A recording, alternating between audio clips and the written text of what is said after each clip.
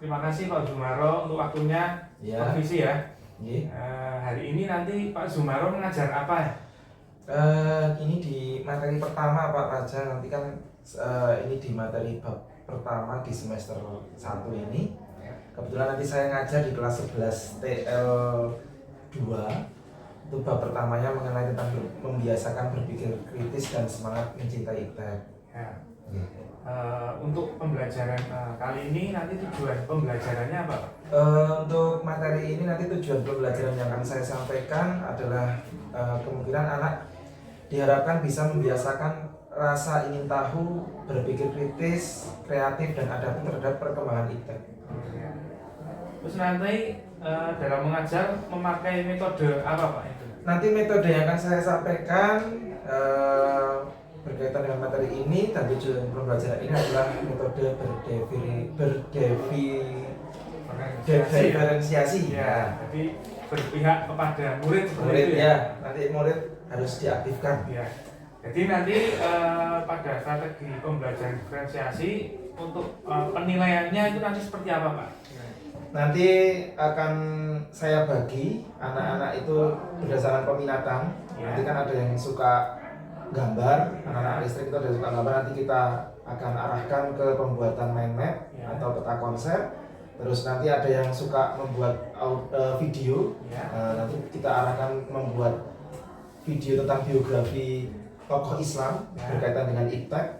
Nanti ada juga anak-anak yang bermain peran atau nanti bisa menyajikan sebuah drama. Oh, jadi nanti untuk penilaiannya juga dibagi menjadi 3 ya, Ya. seperti produknya itu tadi sesuai dengan metode pembelajaran diferensiasi ya Pak. Ya. Jadi nanti kapan Pak ini rencana mau mengajar kapan? Nanti saya mengajar di jam 5 Pak, sekitar pukul 9.55. Oke.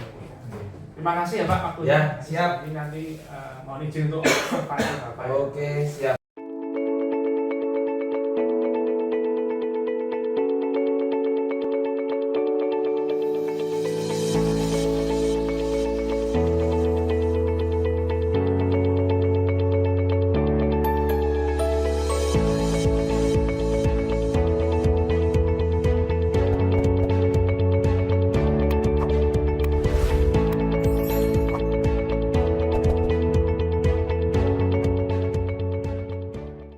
Kita berdua siap gerak, berdoa mulai.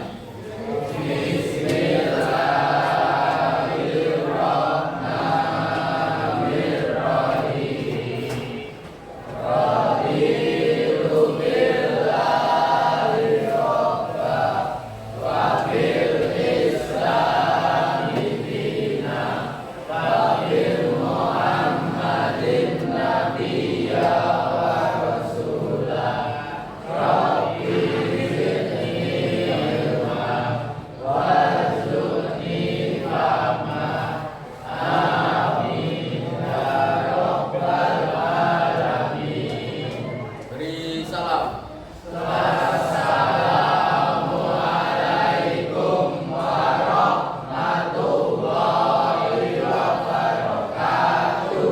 Waalaikumsalam warahmatullahi wabarakatuh. Gimana kabarnya? Ya, anak-anak kelas 11 TL2 ya. Kenalkan terlebih dahulu ya. Oke, Abai Dakaria Putra. Kemana ini Abai? Agus Suparjianto. Ahmad Rifai. Ahmad Sanusi. Alif. Andika. Dava. Dana. Dimas. Hadir. Fahrizal. Ferry. 3. Ya, untuk pertemuan kali ini, pertemuan pertama di semester 1 ya, kelas 11, kita akan membahas mengenai berpikir kritis dan ilmu pengetahuan teknologi dalam Islam.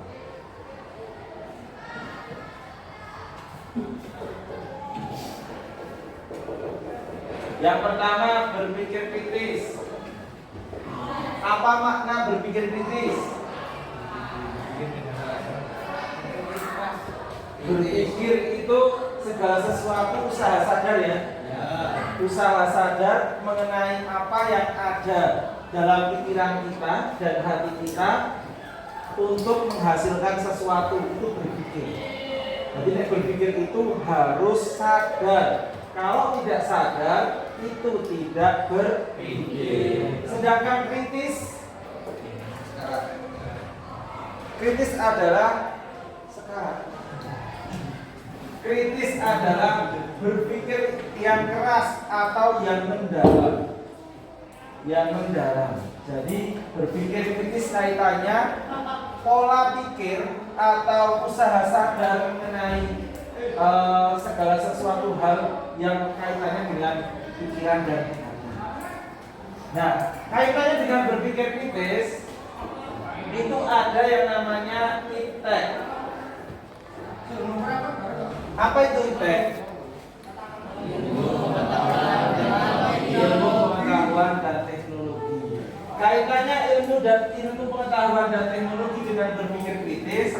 Nah, berpikir kritis itu kiblatnya atau orientasinya adalah iptek.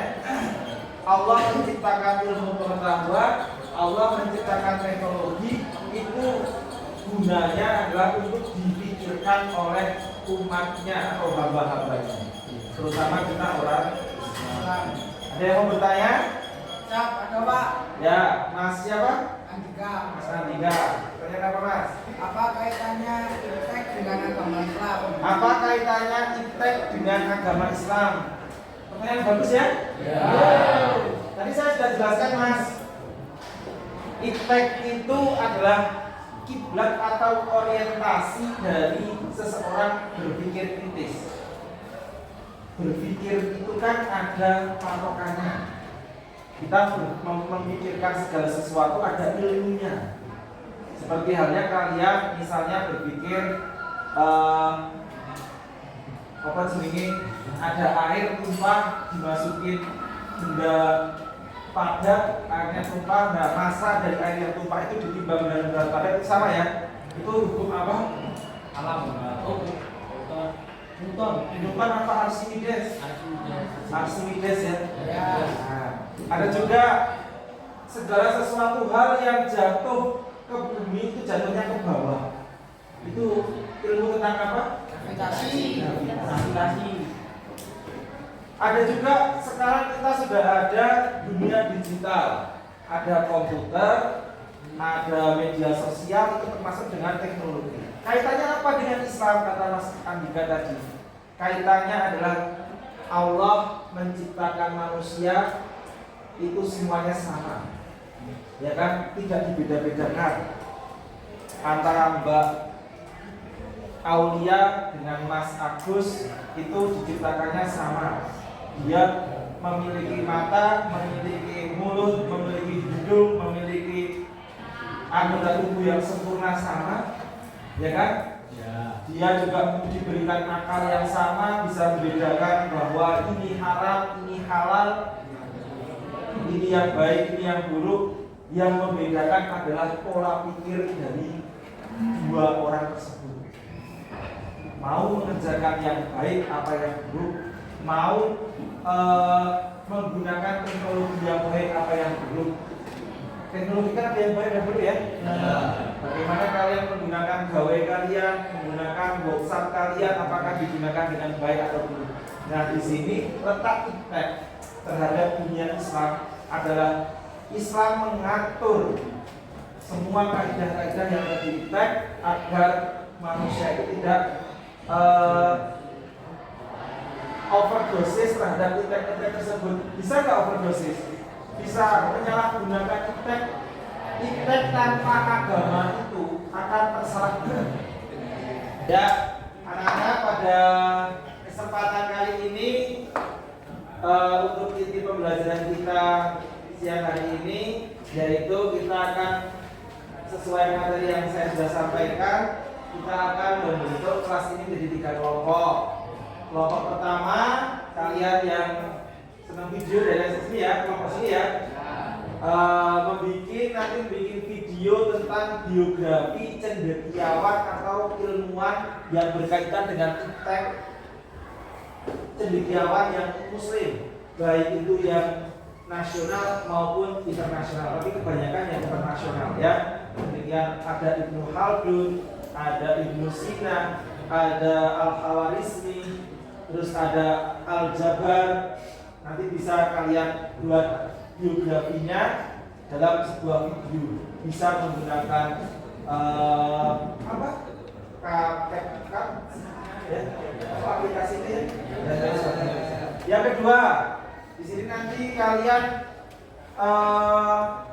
membuat peran drama yang berkaitan dengan pola pikir atau berpikir kritis, bisa dalam kehidupan sehari-hari, bisa dalam kehidupan sekolah, bisa dalam kehidupan bermasyarakatan kalian. Paham ya? Untuk kelompok yang terakhir, nanti kalian membuat peta konsep atau mind map yang berkaitan dengan materi pola berpikir kritis dan ilmu pengetahuan dan teknologi. Silakan kalian bikin peta konsepnya seperti apa, bisa dikolaborasikan dengan materi yang kelompok 2 atau kelompok 1. Bisa dipahami ya?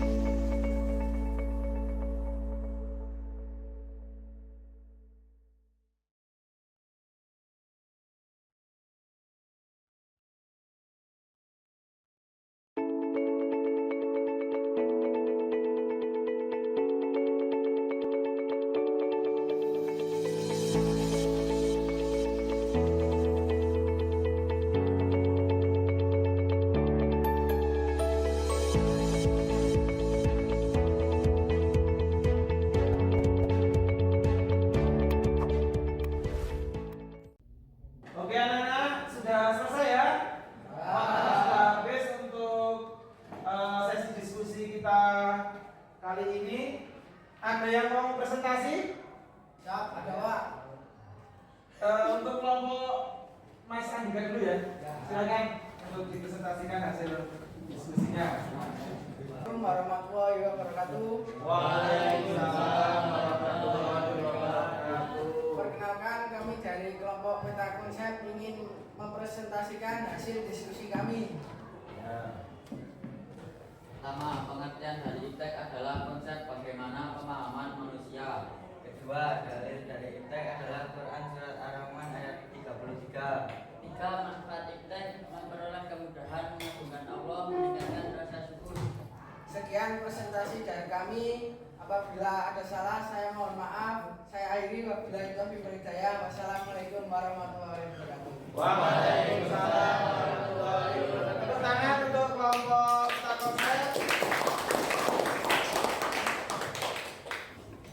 Oke, anak-anak, untuk pelajaran kita kali ini sudah saya cukupkan ya. Tadi sudah ada beberapa kelompok yang presentasi, ada yang belum, tapi yang belum besok ya karena waktunya sudah selesai. Dari kelompok Peta Konsep, dari kelompok bermain peran, dari kelompok pembuatan video biografi ilmuwan Islam tadi sudah kita tampilkan. Kita dapat simpulkan bahwa IPTEK atau ilmu pengetahuan dan teknologi dalam Islam itu sangatlah penting dan sangat berhubungan erat. Islam mengatur umatnya, hambanya, umat Islam agar terus berpikir kritis, agar terus mempunyai berpikir yang keras untuk keadaan, untuk kondisi masa kini. Artinya harus berkembang sesuai zamannya. Khairul likulli zamanin wa makanin, harus berkembang sesuai dengan zaman dan tempatnya. Tadi juga sudah dijelaskan kelompoknya Mbak Asti mengenai biografi. Ada beberapa, ternyata Islam itu kaya dengan ilmuwan. Ada tadi Al-Khawarizmi, ada Ibnu Sina yang ilmuwan tentang kesehatan, ada Al-Jabar, ilmuwan tentang matematik. Yang itu menunjukkan salah satu manfaat dari IPTEK yaitu mengagungkan Allah. Ternyata Islam itu kaya akan ilmuwan. Tadi juga telah dimainkan peran oleh kelompoknya Mas Agus bahwa ternyata ketika kita memiliki pikiran yang jernih, kalau kita berpikir secara kritis akan menghasilkan sesuatu hal yang baik. Peringkatnya akan bagus, disegani oleh masyarakat, akan diajari di masyarakat, sehingga adanya peningkatan rasa syukur seseorang ketika orang tersebut memiliki IPTEK atau ilmu pengetahuan dan teknologi. Demikian yang ada yang mau ditanyakan? Cukup. Kita lanjutkan minggu depan dengan materi yang masih sama mengenai IPTEK, tapi kita akan lebih dalami lagi bagaimana dalil. Di sana baru satu ya, Quran Surat Ar-Rahman. Minggu depan kita akan dalil hadisnya beserta ada beberapa kandungan ayat mengenai Ar-Rahman, mengenai tajwidnya, makharijul hurufnya. Bisa dipahami?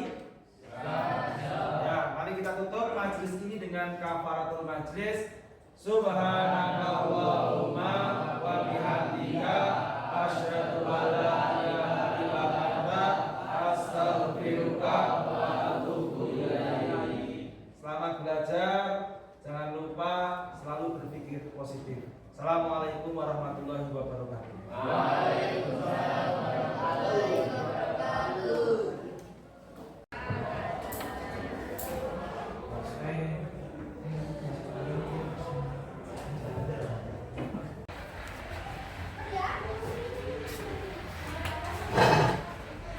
Ya, terima kasih ya Pak Jumaroh. Iya. Tadi sudah saya observasi. Terus bagaimana untuk kesannya Pak untuk observasi Pak Raja? Iya Pak Raja, ternyata dengan menggunakan metode yang Pak Raja ajarkan itu tentang diferensiasi, itu anak-anak lebih semangat. Yang jelas yang pertama kelas lebih aktif dibandingkan ketika saya tidak menggunakan diferensiasi.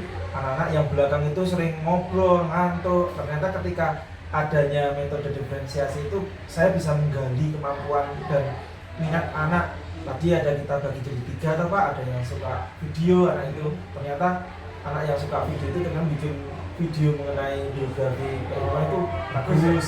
Terus menggunakan aplikasi yang saya saja nggak tahu, ternyata anak itu sudah paham dengan aplikasi yang mereka gunakan setiap harinya. Terus yang bermain peran juga anak aktif, ternyata ada anak yang suka memang Twitter, terus suka bermain peran, suka menggunakan dialog dan lain sebagainya. Terus tadi juga tentang konsep yang ditampilkan anak itu luar biasa. Ya.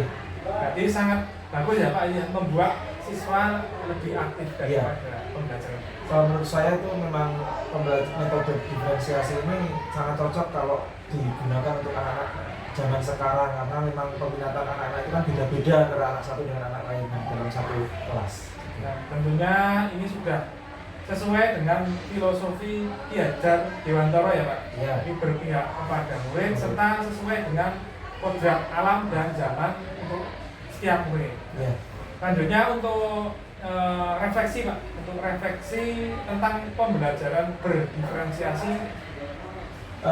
Untuk refleksinya, kalau pembelajaran diferensiasi itu diterapkan dalam kehidupan sekarang itu sangatlah cocok Pak, karena bagi saya dalam ketika dilaksanakan pembelajaran metode diferensiasi itu anak-anak semakin aktif, jadi tidak ada anak yang ngantuk lagi, Aktif ya. lebih aktif, terus sangat bermanfaat bagi guru juga. Guru tidak terlalu tidak teacher center, tapi sudah kembali ke anak lagi. Anak punya potensi yang banyak, gitu Pak. Ya, terima kasih ya Pak Ya. atas waktunya Sama-sama. hari ini. Sama-sama atas ilmunya juga Pak Raja. Dapat bermanfaat untuk kita semua ya. Siap. Jadi, assalamualaikum warahmatullahi wabarakatuh. Waalaikumsalam warahmatullahi wabarakatuh. Terima kasih Pak Raja. Oke.